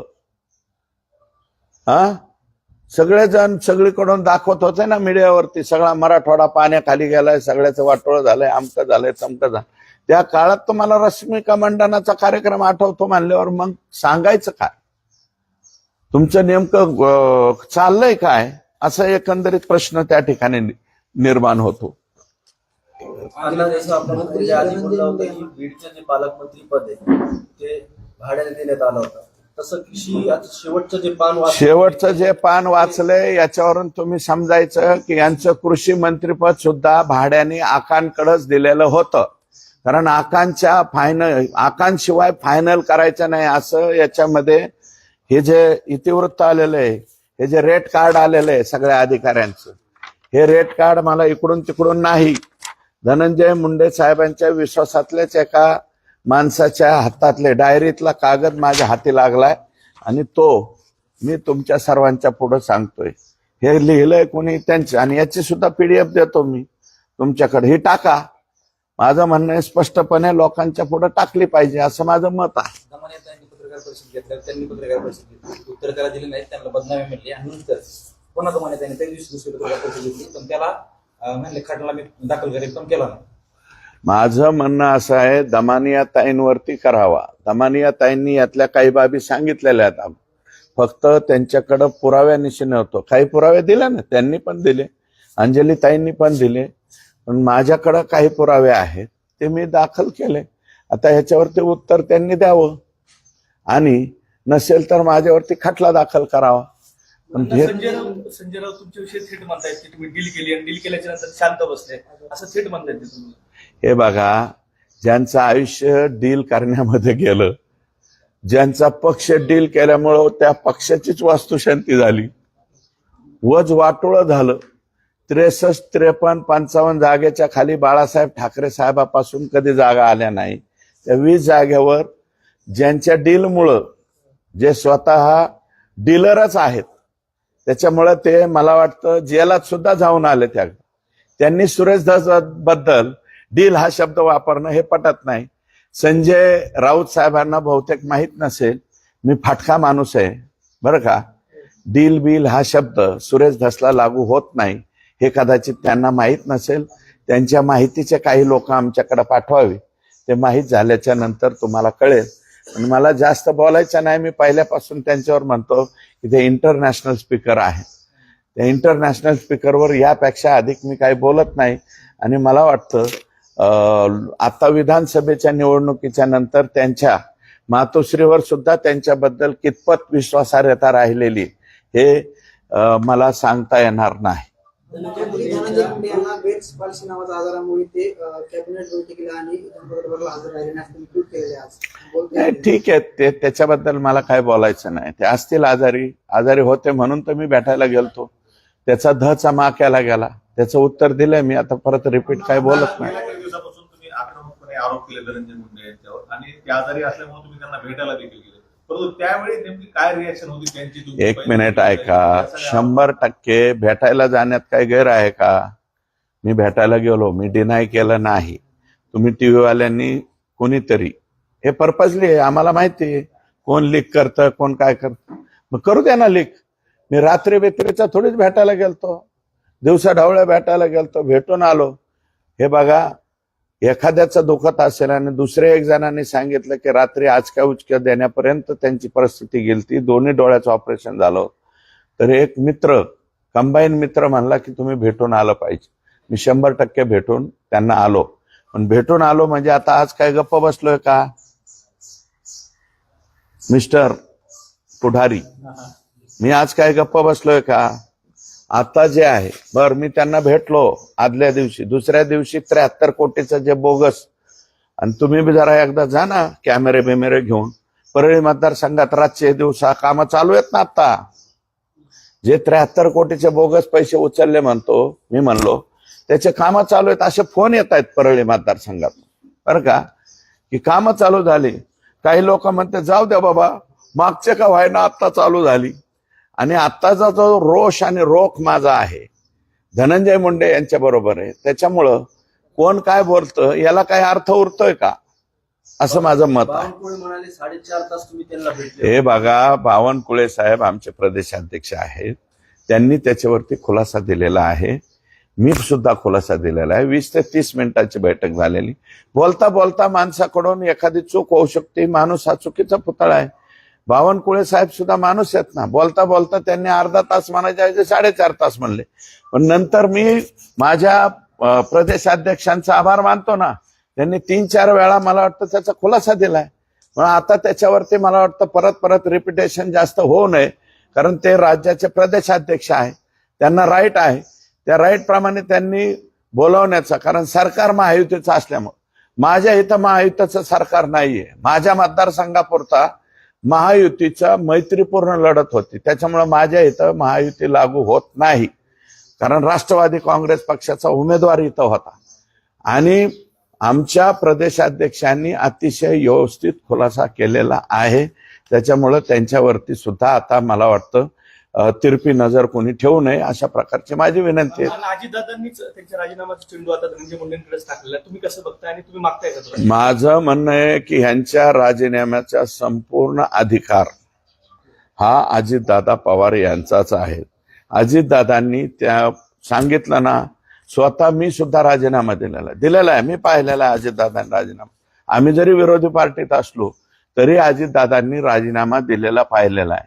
ज्यावेळेस 71,000 कोटीचा त्यांच्यावरती जास्त भ्रष्टाचार व्हायला लागला, 71 कोटी 71,000 कोटी 71,000 कोटी याचा भडीमार झाल्यावर त्यांनी राजीनामा दिला. तसं माझं म्हणणं काय आहे की धनंजय मुंडेंनी देऊन टाका ना, आता थोड्या दिवसापुरता राजीनामा द्या ना. आणि तुमचा संबंध जर संतोष देशमुखच्या खुनामध्ये नाही आला, हे जे भ्रष्टाचाराचं आहे याच्यात नाही आला, तर परत पुनर्स्थापित व्हा ना तुम्ही. परंतु तुम्ही का चिटकून बसलाय त्याला? कशामुळे अलगत चिटकून बसलाय? आणि त्याच्यामुळे आमची कुठं अजितदादाच्या पक्षाची पाहिजे तेवढी प्रसिद्धी होती, त्याच्यामुळे आम्हाला बी आनंद वाटतोय. कशाला प्रसिद्धी कोणाची होते याच्यात? सर्वाधिक जास्त फायदा धनंजय मुंडे यांनी राजीनामा न दिल्याचा कोणाला होणार आहे? तर तो माननीय अजितदादा पवार यांच्या पक्षाला होणार, असं माझं मत आहे. सर्वाधिक जास्त फायदा. याबद्दल ज्या तुम्ही तक्रारी दिल्या होत्या किंवा जे आरोप केले, यावर मुख्यमंत्र्यांकडे आपण तक्रार केली आहे का आणि त्याच्यावर काही कारवाई झाली? 100% सगळ्यांच्या बाबतीत लेखी संतोष देशमुखच्या खून प्रकरणापासून मी बिंदू नामावलीच्या बाबतीत पत्र दिलेत. मी जे अधिकारी लोक करुणा मुंडेंच्या गाडीमध्ये पिस्तोल ठेवतात त्यांच्या तक्रारी दिल्यात. रश्मीजी शुक्ला मॅडमकडे दिल्यात. आता एसीबी कडे सुद्धा देणार आहे. सगळे पत्र रेडी आहेत. भास्कर केंद्रे म्हणले ना माझ्याकडे टायर नाही. भास्कर केंद्रेकडे काय काय आहे त्याचे सगळे पुरावे कुठून येतात? मला परळीतूनच येतात. मग ते सगळे जोडून देतो ना आता एसीबी कडे. सचिन सानप, अजून एक बरेच आहेत ते. आणि हे खासदाराची चड्डी काढणारा ते बदली होऊन गेलेला कोण? ते गणेश गर्जे मुंडे, गणेश मुंडे. मला एक सांगा, खासदार राष्ट्रवादी काँग्रेस पक्षाच्या शरद पवार साहेबांच्या पक्षाचा असो, पण मेंबर ऑफ पार्लमेंट आहे ना, मेंबर ऑफ पार्लमेंटची चड्डी काढतो म्हणजे काय वाक्य आहे ते? हे माज कशाचा आहे? ही मस्ती कशाची? आणि मग ह्या असे 300 कोटी रुपये मिळाल्यावर आणि त्याच्या आकाच्याच हातात सगळं काय असल्यामुळं मग संतोष देशमुख सारखे नाही होणार, महादेव मुंडे सारखे प्रकरण नाही होणार, तर काय होणार आहे? आणि स्वतःच्या मतदारसंघात माननीय धनंजय मुंडे यांचं काय लक्ष आहे? हे राजस्थानी मल्टीस्टेट का काय आहे? याच्यावर FIR झालेला आहे. कधीचा आहे हा? 2024चा FIR आहे. 20,000 लोकांच्या ठेवी अडकल्या, 300 कोटी रुपयाच्या ठेवी बुडाल्या. 15 महिने झालं. फक्त चेअरमन अटक आहे. कोण चेअरमनचं नाव काय? बियाणी एकटाच अटक. बाकी सगळे संचालक फरार आहेत. कस काय फरार राहतात धनुभाऊ? म्हणजे महादेव मुंडेला मारणारे माणसं 15 महिने 16 महिने फरार. 300 कोटी रुपये, ह्या 300 कोटी पैकी 250 कोटी रुपये हे फक्त आणि फक्त परळी तालुक्यातल्या लोकांचे आहेत. त्या 250 कोटी रुपयांच्या ठेवी थांबल्या. जवळजवळ 5-6 लोक स्वतःचा जीव सोडून दिलाय त्यांनी. याच्याकडे बघायला धनंजय मुंडेला लक्ष नाही. हे जे 15 महिन्यापासून, मी आता एसपींना बी बोलणार आहे, आयजींना बोलणार आहे, 15 महिन्यापासून संचालक फरार कस काय राहू शकतात? हे जे फरार. आणि एक शाळा आहे जणू ह्या चमूची, कॉलेज आहे, शाळा आहे, तिथून पैसे पुरवले जातात कोणाला? फरार आरोपींना. हे पोलिसांना सापडत नाही परळीतल्या किंवा बीड जिल्ह्याच्या पोलिसांना कस काय सापडत नाही? हे फक्त चेअरमन, ते जे काय नाव त्यांचं, बियाणी साहेब एकटे स्वतः आज जाऊन बसलेत, बाकीचे सगळे फरार. अरे काय तारा माणसाने, बीड जिल्ह्यातल्या माणसांनी जगायचं कसं हे सांगा ना मला तुम्ही. इकडं 5,000 कोटीला अडकलेत ज्ञानराधा, जिजाऊ, या मल्टीस्टेट. अजून एक कोणती? लई आहेत महासाहेब आहेत. अरे ह्यांना लाजा वाटत नाही. जिजाऊंचं नाव देतात, महासाहेबाचं नाव देतात, ज्ञानराधा. अरे हे ज्ञानराधाचा हे कुठे? स्वतःच्या बायकोला 3-3 आणि 5-5 गाड्या बॉडीगार्ड लिहायला. गाडीच्या खाली उतरताना खुर्ची का काय ठेवायची, ते बारकी स्टूल, मग गाडीच्या खाली उतरायची यांची बायको. अशा पद्धतीचे वागलेत लोक. हे आणि ह्याचं कर्ज कोणी उचललंय? सगळं धनंजय मुंडे आणि वाल्मिक कराड यांच्या शिफारशीवर हे 300 कोटीचं वाटोळं झालेलं आहे. माहितीये का? मला माहिती, मी माहिती घेतली आहे. सगळं वाटोळं यांनी केलं. याच्यावर अजून प्रशासक नाही. 15 महिन्यापासून गुन्हा दाखल होऊन गेलाय. का प्रशासक येत नाही? धनंजय मुंडे साहेब का प्रशासक येऊन देत नाहीत? का? तर हे पैसे घेतलेले 3 कोटी, 2 कोटी, 5 कोटी सगळे बगलबच्चे हे धनंजय मुंडे आणि वाल्मिक कराड यांचे पिलावळे सगळी. आणि हे इतके खतरनाक आहेत हे काही लोक, म्हणजे मी सगळे नाही म्हणत, असे टाळी वाजवणाऱ्यांकडून सुद्धा पैसे गोळा करीत होते. हा, तृतीयपंथीयाकडून पैसे गोळा करतात. म्हणजे हे खालचे कार्यकर्ते बरं का, मी काय वरच्या ह्यांना म्हणत नाही. मग स्वतःचे कार्यकर्ते कोणाकडून पैसे गोळा करतात हे जे माहित. मग माझं म्हणणं आहे की 300 कोटीचा डल्ला मारून हे लोक फरार आहेत. यांचे दुकानं कसं काय चालू आहेत, यांचे व्यवहार कसे चालू आहेत, म्हणजे एकदम बिनदिक्कतपणे यांचे व्यवहार चालू आहेत. आणि यांच्या दुकानात जर कोणी गोरगरीब माय माऊली मागायला गेली की आमचे पैसे द्या, तर खिदी हसत. म्हणजे या संचालकांचे व्यवहार चालू, ह्यांचे दुकानं चालू. मग पोलिसांना ह्यांचे घरातले लोक बिका आणून पोलीस स्टेशनला बसता येत नाही. पैसे कुठून जातात, कोणत्या अकाउंटवरून जातात हे तपासायचं काम कोणाचं आहे? परळी पोलीस म्हणजे फक्त यांनी सांगितलं तेवढ्याच कारवाया करायच्या का? यांनी सांगितलं बापू आंदोळेच्या खून प्रकरणाच्या वेळेस 8:30 वाजता घटना घडली, फिर्याद देताना 7 वाजता दाखवली. 8:30च्या वेळेस बबन गीते हा वैद्यकिनीच्या हे नाही का टोल, बबन गीते तो काय माझ्या पक्षाचा नाही, परंतु बबन गीते इथं होता. कोणता? वैद्यकिनीच्या टोलवर. आपण जाता येता बघता ना, टोलवर होता. त्यावेळेस तिकडं खून काढला, तरी बबन गीतेचं नाव 302 मध्ये. म्हणजे तुम्हाला फक्त, आणि त्याच्यामुळं खुनाचा कालावधी 1.5 तास मागे सरकेला FIR देताना. यांचं काय लक्ष आहे? बोगस कर्ज प्रकरण ह्यांचेच अफाट आहेत. तुम्हाला सांगतो, एक 6 लोकांनी फिर्याद दिली. लक्ष्मण शिवाजी तांदळे, सोमनाथ दराडे, तुळशीराम मस्के, शुभम आगाव, पाटील राम दराडे, योगेश्वर अच्युत दराडे. याच्यामध्ये एक मस्के सोडता बाकी सगळे बिचारे वंजारी समाजाचे माणसं. हे काय केलंय ह्या पाठ्याने? हे जे मी पीक विमा घोटाळा म्हणतो, मी जो आकडा सांगतोय 5,500 कोटीच्या वरती गेलाय, त्याचं कारण असं आहे की हे बघा, हा एक पाठ्या आहे, मला चष्मा घालू दे. ऋषिकेश पिता गोविंद आंधळे हा पोरगाव सारडगावचा का काय, हे सारडगावचा. आणि हे सगळे जे लोक आहेत ना, हे मस्के, हे जे नावं सांगितले, हे सारडगावचे. यांनी काय केलंय, विविध कामासाठी याची CSC सेंटर होतं ऋषिकेश आंधळेचं, याच्याकडे जायचं. तो पीक विमा भरणे, तसेच आधार दुरुस्ती करणे, पॅन कार्ड काढणे हे काम करायचे. यांनी काय केलं, यांनी CSC सेंटर माजलगाव तालुक्यात काढले यांच्या नावावर. ह्यांना म्हणला मी तुमचे कागद. यांनी CSC सेंटर लक्ष्मण शिवाजी तांदळेच्या नावावर म्हणजे माजलगावचा रहिवासी दाखवला आणि तिथं एक CSC सेंटर काढलं. सोमनाथ दराडेच्या नावाने माजलगावला CSC सेंटर काढलं.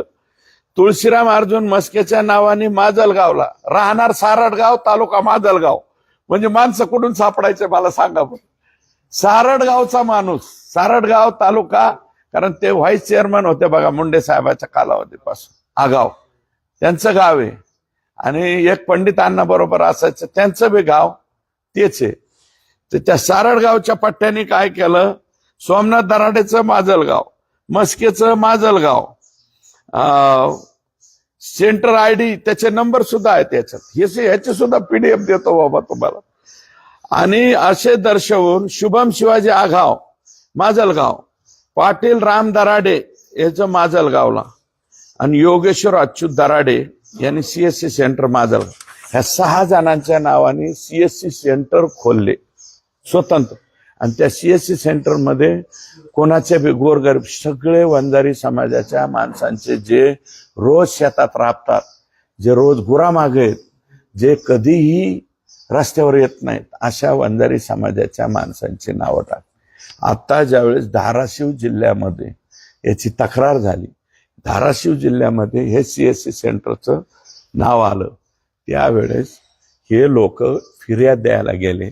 हा जो ऋषिकेश पिता गोविंद आंधळे गेल्या 4-5 दिवसापासून फरार झालाय बरं का. आणि यांनी कोट्यवधी रुपये याच्याकडं किलोमध्ये सोनं आहे असं माझी माहिती. आणि गोल्डमॅन सारखं सोनं घालतोय. फक्त फुगेसारखा अजून शर्ट शिवायचा हा शिल्लक राहिलाय. दर महिन्याला नवीन आयफोन बदलतो. अशा प्रकारची सुद्धा माहिती माझ्याकडे आलेली. काय धनुभाऊ. आणि तुम्ही परत म्हणता परळीची बदनामी मी करीत नाही. हे बगल बच्चे आणि मी विचारलं सारड गावच्या आणि तिथल्या लोक, हे वंजारी समाजाचेच लोक आहेत. तुम्ही काही झालं की जातपात आणता, ओबीसी मराठा ठाम कुठं. हे काय, हे तुमच्याच समाजाच्या लोकांची वाटोळं केलंय. हा. आणि देशमुख हत्या प्रकरणाला 70 दिवस झाले त्यांना. अण्णा त्याचा 25 तारखेपासून करणार. हो, मी त्यांच्या बरोबर राहील. मी देशमुख कुटुंबियापासून पहिल्यापासून आहे, शेवटपर्यंत राहील. पण सुप्रियाताई आले होते तिथे भेटायला. अगदी मनोज जरांगे पाटील सुद्धा उद्या जात आहे. आणि संजय राऊत सांगतात त्याप्रमाणे स्वतः उद्धव ठाकरे भेट देणार आहे. 70 दिवसाच्या नंतर आल्याबद्दल आभार. सुप्रियाताई सुद्धा आल्या, काही वेळा माझ्याबद्दल चांगल्या बोलल्या, त्याच्याबद्दल त्यांचा आभार. पण 70 दिवसाच्या नंतर कशाला उद्धव साहेब येतात तुम्ही? आता आमची विनंती आहे, काय येऊन करणार आहेत?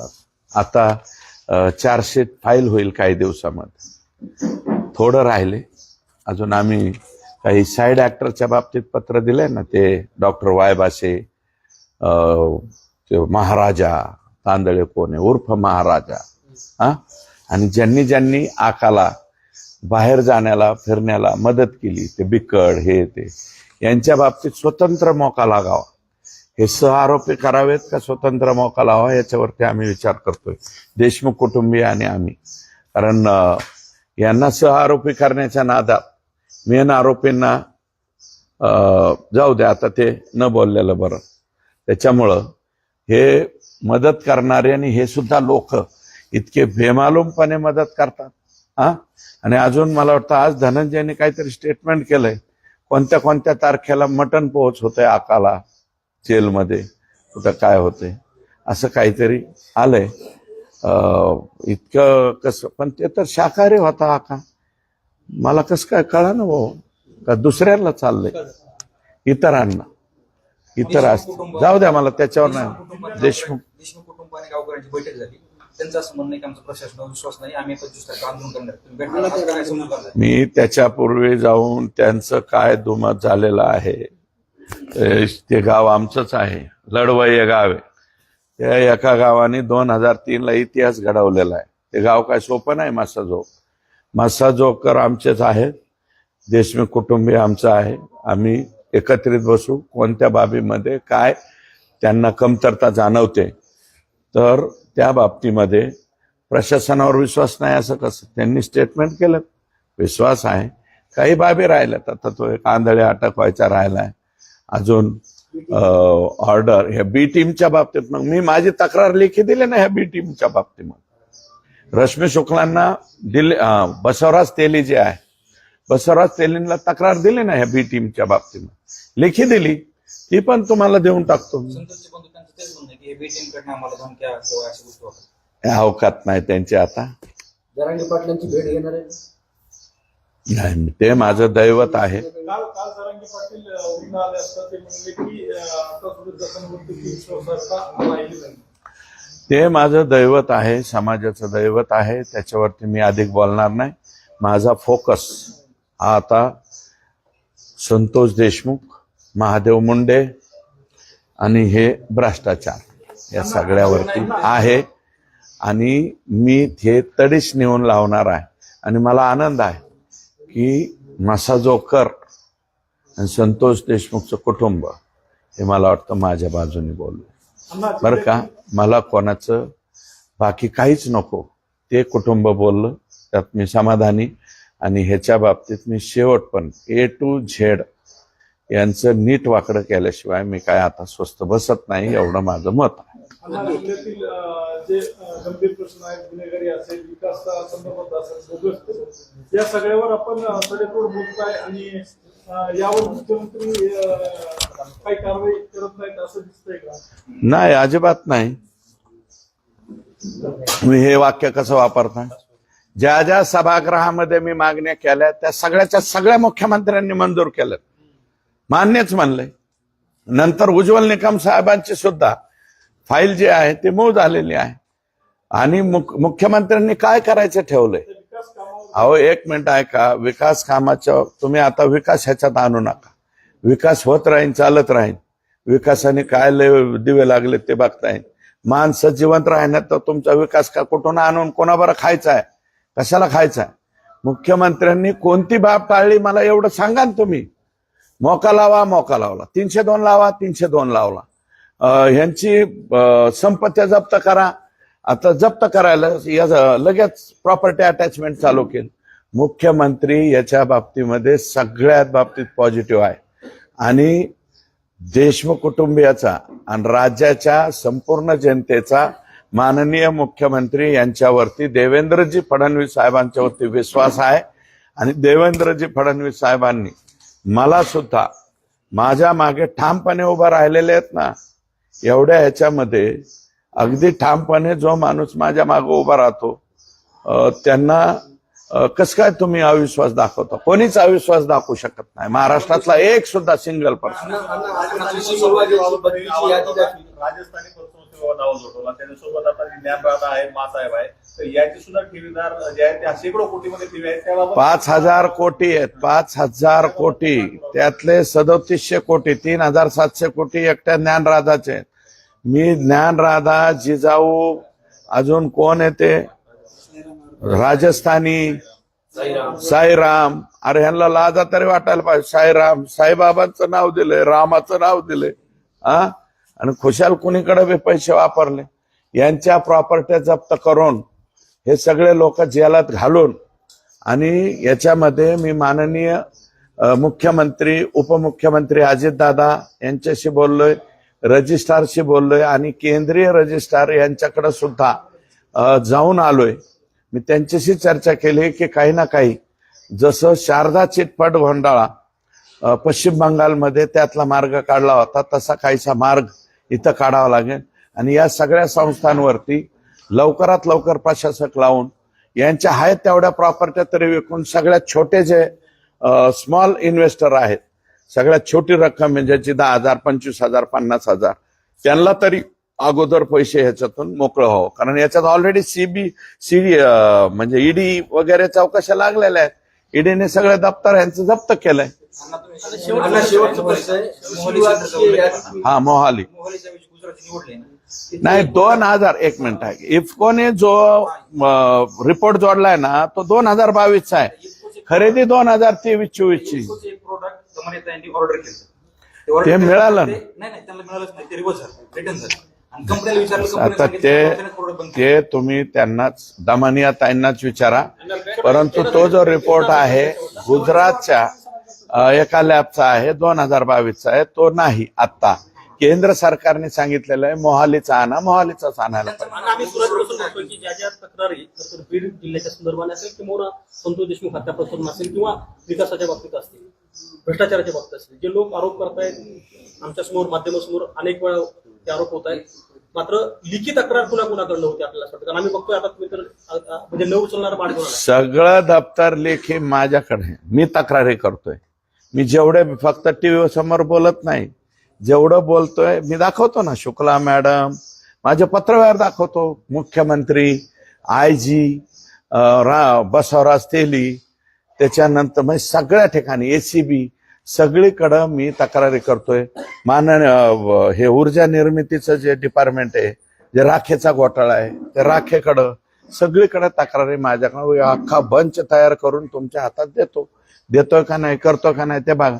बाकीचे लोक, मला कोणाला टीका करायची नाही, काय नाही. जे जे सहकार्य करतात, निदान बोलण्याची हिंमत दाखवतात, तेवढे तरी बाद झालं. मी मात्र नुसतं बोलत नाही, मी रेकॉर्डवरती सुद्धा आणतोय.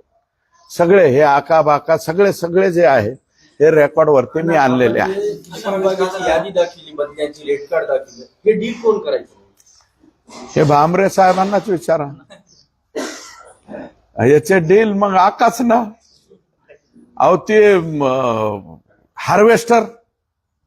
हार्वेस्टर मध्ये आकाचंच नाव आलं आणि आका सांगतील तसं करा म्हणाले. 9 लाख रुपये घेतले. काही लोक कंप्लेंट द्यायला पुढे आले, काही लोक नाही. मग यांनी जे लोक टीव्हीवर बोलतील त्याला नेऊन हे पैसे देते. तुझे किती राहिले धर माघारी. हा मग त्याच्यामुळे तक्रारी वाढत नाहीत. अण्णा महादेव मुंडे यांच्या प्रकरणाची फाईल तुमच्यामुळे रिओपन झालेली आहे. हो. आता सध्या तुम्ही बघताय की विशेष पथक स्थापन झाले. 60 जणांची आतापर्यंत चौकशी झालेली आहे. त्यांच्या पत्नी त्यांनी देखील यामध्ये मागणी केलेली. तर आता तुम्ही पुढे काय करणार त्याच्यामध्ये? महादेव मुंडे यांच्या प्रकरणाच्या मला वाटतं आता साबळे आणि एलसीबीची टीम अशा पद्धतीने तपास करतायत. मी DYSP अंबाजोगाईची ज्यावेळेस नियुक्ती केली ती एसपींनी, ऐका एक मिनिट, एसपींनी नियुक्ती केली होती DYSP अंबाजोगाईची. त्यावेळेस मी एसपींना फोन करून सांगितलं होतं दुसऱ्या दिवशी. अतिशय ढिल्ला अधिकारी दिला म्हणलं, हे तपास करू शकत नाही. आता साबळे का कोण नावाचे अधिकारी दिलेले, मला वाटतं त्यांनी एलसीबी पण सांभाळलेली. एलसीबीची टीम आणि हे 100% महादेव मुंडेचे पोलिसच्या पुढे काही झाकू शकत नाही.